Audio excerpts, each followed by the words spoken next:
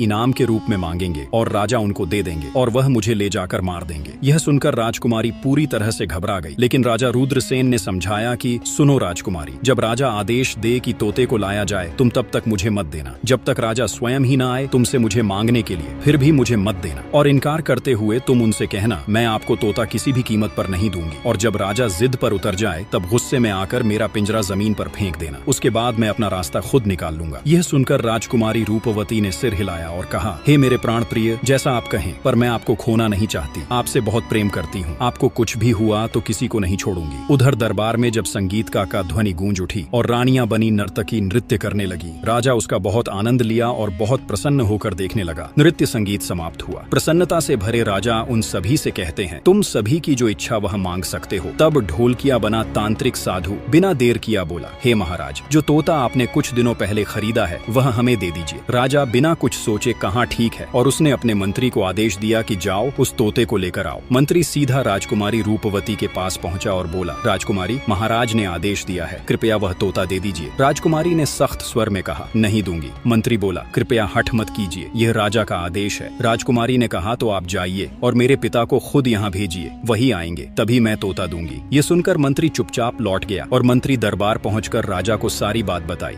ये सुनते ही राजा धर्मपाल स्वयं राजकुमारी के पास पहुंचा और बोला, बेटी, यह तोता मुझे दे दो। इसे उन नृत्य कला वालों को देना है जिन्होंने आज दरबार में गाना बजाना किया है। राजकुमारी ने शांत स्वर में कहा, पिताजी, यह तोता मैं नहीं दूंगी। राजा को यह सुनकर क्रोध आ गया। उसने कहा, तू कैसी बातें कर रही है, इसे देने का वादा मैंने किया है। राजकुमारी ने जब अपने पिता को क्रोध में देखा तो वह भी गुस्से से भर उठी। उसने बिना कुछ कहे पिंजरे को जमीन पर फेंक दिया। जमीन पर गिरते ही पिंजरा टूट गया और उसमें बैठा तोता अचानक एक चावल के दाने में बदल गया। यह दृश्य जैसे ही तांत्रिक साधु ने देखा, वह तुरंत कबूतर का रूप धरता है और उस चावल के दाने को खाने के लिए लपकने लगता है। उस चावल के ढेर में जो एक दाना था वही असल में राजकुमार रुद्रसेन था। जैसे ही वह कबूतर उस दाने को खाने के लिए झपटा, राजकुमार अचानक बाज का रूप धारण कर लेता है और तेजी से उड़कर कबूतर पर टूट पड़ता है। एक ही झटके में वह कबूतर मारा जाता है और उसी के साथ तांत्रिक साधु का अंत हो जाता है। यह दृश्य देखकर राजा धर्मपाल आश्चर्यचकित रह जाता है। कबूतर को मारने के बाद राजा रुद्रसेन फिर से तोते का रूप ले लेता है। जैसे ही उस तांत्रिक साधु का मृत्यु होता है, उसके जादू का प्रभाव खत्म होते ही तोता बने रुद्रसेन अपने तेजस्वी रूप में एक सुंदर राजा बन जाता है। अब राजकुमारी रूपवती अपने पिता धर्मपाल को पूरे घटनाक्रम की सच्चाई बता देती है। राजा रुद्रसेन विनम्र स्वर में कहता है, महाराज, मैं भी एक राजा हूँ और आपकी पुत्री से सच्चा प्रेम करता हूँ। मैं उनसे विवाह करना चाहता हूँ। राजा धर्मपाल अपनी पुत्री की ओर देखता है और पूछता है, बेटी, क्या तुम भी इससे विवाह करना चाहती हो? राजकुमारी रूपवती आगे की भाग देखने के लिए चैनल सब्सक्राइब जरूर करें